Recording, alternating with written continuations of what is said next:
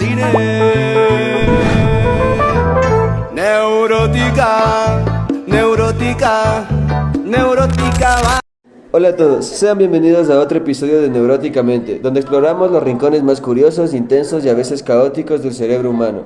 Hoy tenemos un tema de esos que te dejan pensando, la esquizofrenia. Y no solo eso, sino qué papel juegan los neurotransmisores en este trastorno. Para eso, obviamente que traje refuerzos. Tenemos a la doctora Valentina Muñoz, psiquiatra. Hola doctora, muy buenas tardes, gracias por estar aquí. Muchas gracias a ti, Eddie, por la invitación. Estoy muy agradecida de estar aquí y espero poder dar una gran contribución junto con los otros dos increíbles invitados que nos acompañan. Así es, doctora, muchas gracias. También tenemos al doctor Santiago Troya, neurocientífico. ¿Cómo está, doctor? Buenas tardes, Eddie. Agradecer primero por la invitación y espero que mi conocimiento sea de gran ayuda para este maravilloso podcast.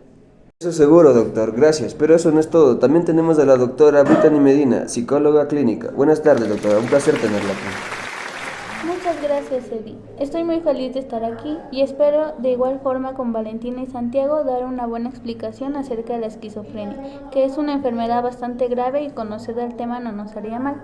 Claro que sí, doctora. Es por eso que vamos a dar paso al primer segmento de este podcast. Empezamos con los neurotransmisores. Obviamente, antes de meternos en el asunto de la esquizofrenia, tenemos que entender lo básico.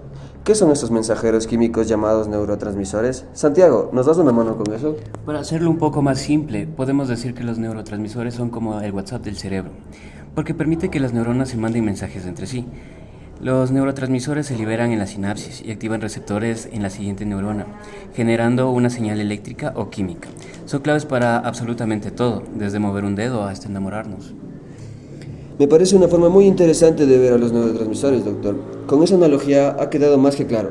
Doctor Abri, ¿qué opina de la visión de Santiago y nos podría decir cuántos neurotransmisores existen? De hecho, es literalmente como lo ha dicho Santiago. Además, cada uno tiene su estilo. Existen más de 90 tipos de neurotransmisores, pero hablando de los principales, la dopamina se vincula al placer y la motivación, el glutamato a la memoria, la serotonina al estado de ánimo, la acetilcolina a la atención y el GABA a la calma. Todos estos tienen algo que ver con la esquizofrenia, como veremos en un ratito. Así es, muchas gracias Santiago Ibri por sus aportaciones. Ahora damos paso al segundo segmento en el que definiremos la esquizofrenia. Para esto vamos a pedirle ayuda a la doctora Valentina. Valentina, ¿qué es exactamente la esquizofrenia y de dónde viene ese nombre tan intimidante? Claro que sí, Eddie. La palabra esquizofrenia viene del griego eschizein, que significa dividir, y fren, que es mente. Es decir, esquizofrenia significaría mente dividida. Es un trastorno mental crónico caracterizado por delirios, alucinaciones, lenguaje desorganizado y cambios en la cognición y la emoción. De hecho, esta enfermedad afecta a más de 21 millones de personas en todo el mundo. 21 millones son bastantes personas. ¿Y se sabe por qué aparece? No con certeza, pero sí tenemos pistas como factores genéticos. El gen más fuerte asociado es el de las proteínas del complemento, específicamente la proteína C4, que es una proteína muy importante en la poda sináptica. Nosotros tenemos un montón de neuronas al nacer y con la sinapsis estas van generando conexiones. Sin embargo, existen muchas sinapsis que no son efectivas y lo que hace esta proteína es destruir esas sinapsis, porque gastan energía en el cerebro. Y aproximadamente de los 4 a 6 años ya tenemos solamente sinapsis que funcionan y que vamos a utilizar en nuestras vidas. Y ahí se detiene la poda sináptica. Según los estudios que se han realizado en los pacientes con esquizofrenia, estas proteínas funcionan de más y entonces siguen podando, siguen cortando hasta que las neuronas quedan completamente aisladas e incluso unas pueden ya no funcionar y morir. Por eso existe esa pérdida de volumen cerebral, sobre todo en la corteza prefrontal y el sistema límbico y disfunciones en sistemas como el dopaminérgico, glutamatérgico y GABAérgico, que obviamente explicaremos más adelante. Existen también causas ambientales como la malnutrición materna durante el embarazo, que puede ser un factor de riesgo para que un bebé nazca con esquizofrenia. También infecciones virales durante el embarazo, como la influenza, y el consumo de sustancias, especialmente esas que aumentan la dopamina, como por ejemplo la cocaína. ¿Y hay un grupo específico de personas que sean más propensas a padecer la enfermedad o no? La esquizofrenia no es que sea una enfermedad específica, es decir, no le da específicamente a un tipo de persona, pero generalmente suele ser más frecuente en los hombres. En los hombres, de hecho, se manifiesta mucho más rápido que en las mujeres. Generalmente la esquizofrenia se presenta a partir de los 15 a 17 años o a partir de los 30. Algo muy importante que hay que mencionar es que los casos de esquizofrenia que se dan antes de la adolescencia son muy raros, pero sí existen. Y la verdad también es muy poco frecuente y muy raro que a los 40 o 50 aparezca la esquizofrenia. Esto ya se debe a otros factores, como por ejemplo el consumo de sustancias o por alguna otra característica como carga genética, como familiares con esquizofrenia o con psicosis. Muchas gracias, doctora, por su aporte. Un placer. Ahora entramos a los sospechosos principales. Empezamos con la dopamina. ¿Qué se sabe sobre su papel en la esquizofrenia, Santiago? Bueno, Eddie, la dopamina es una de las grandes protagonistas. Aquí entra de hecho la teoría dopaminérgica, que nos dice que hay exceso de dopamina en la vía mesolímbica, lo que genera síntomas positivos como alucinaciones.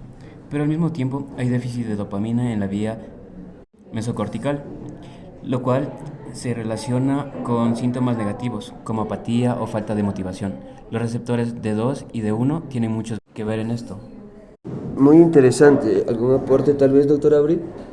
Sí, de hecho sí, por eso muchos antipsicóticos actúan bloqueando los receptores D2 para reducir los síntomas positivos que son las alucinaciones.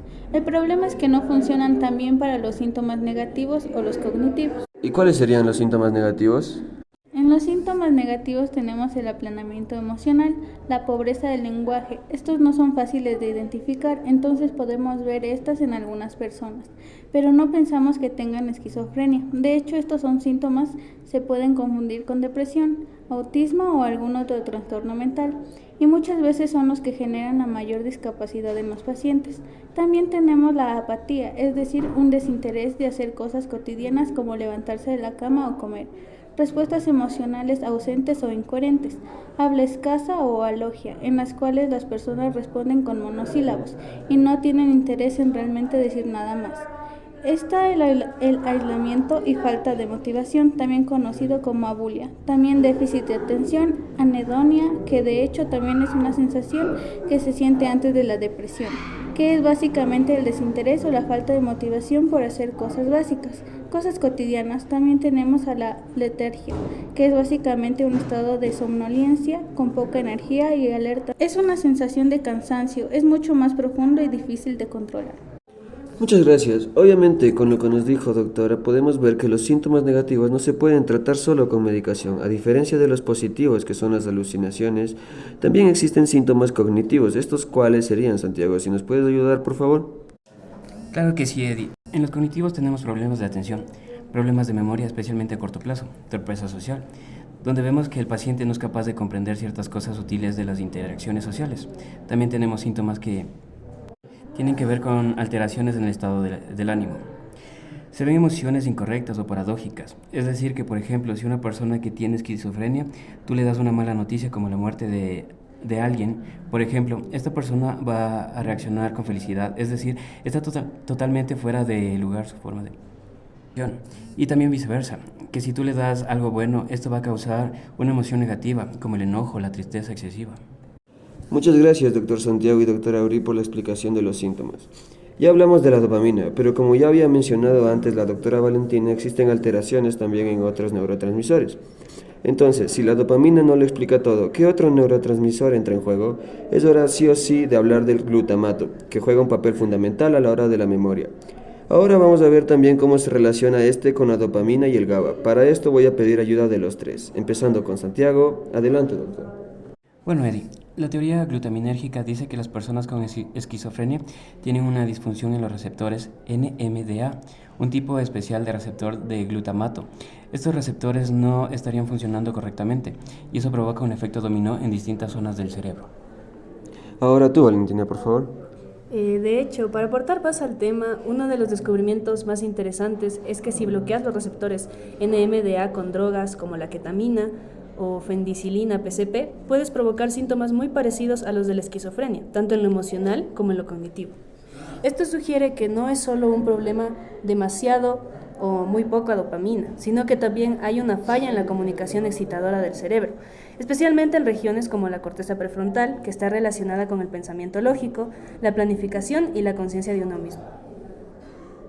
¿Y tú, Uri?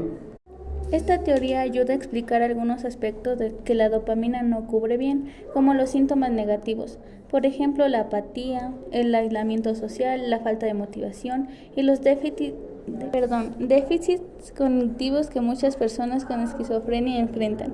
Y por si fuera poco, esta disfunción del glutamato también afecta a otros sistemas, como el GABA y la dopamina, generando un desequilibrio más amplio.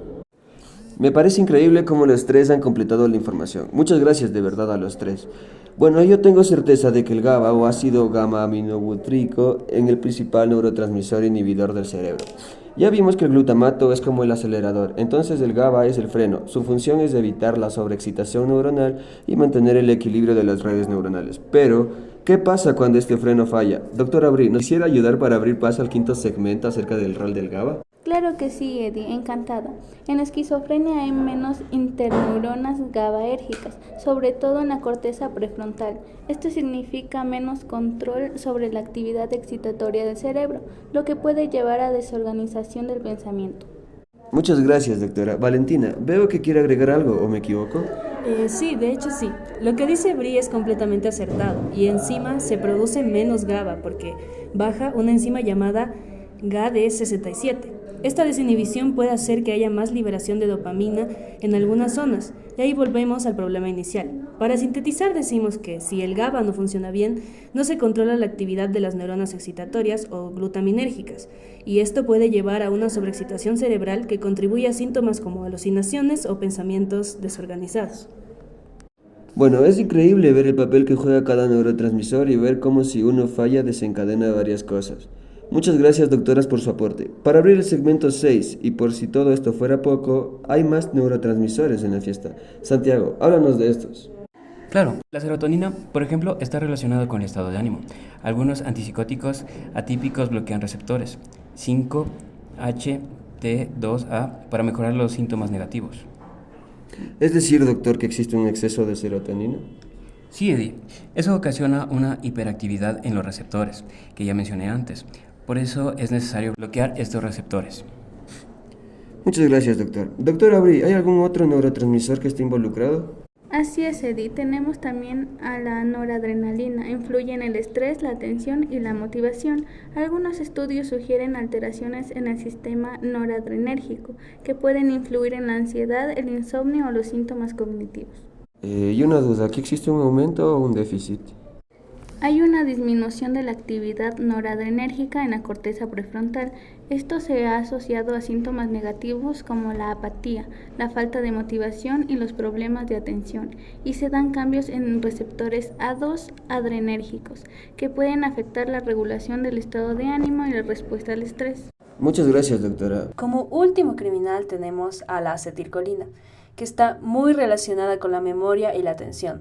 En la esquizofrenia hay alteraciones en sus receptores y eso podría explicar por qué muchas personas con este trastorno fuman tanto, ya que la nicotina activa esos receptores y mejora un poco la función cognitiva.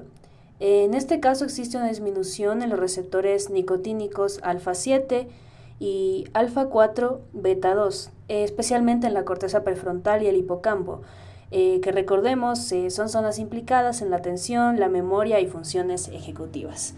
Y ese ya sería nuestro último neurotransmisor y podríamos finalmente poder decir que sabemos todo acerca de la esquizofrenia.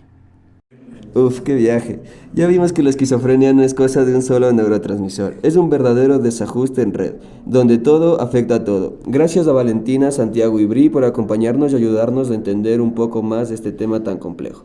Si estás escuchando esto y te interesa la salud mental, te invito a seguir explorando, leyendo y conversando la esquizofrenia en un trastorno desafiante. Pero entenderlo nos ayuda a derribar estigmas y a construir una sociedad más empática. Nos escuchamos en el próximo episodio de Neuróticamente. Neurótica, neurótica, neurótica.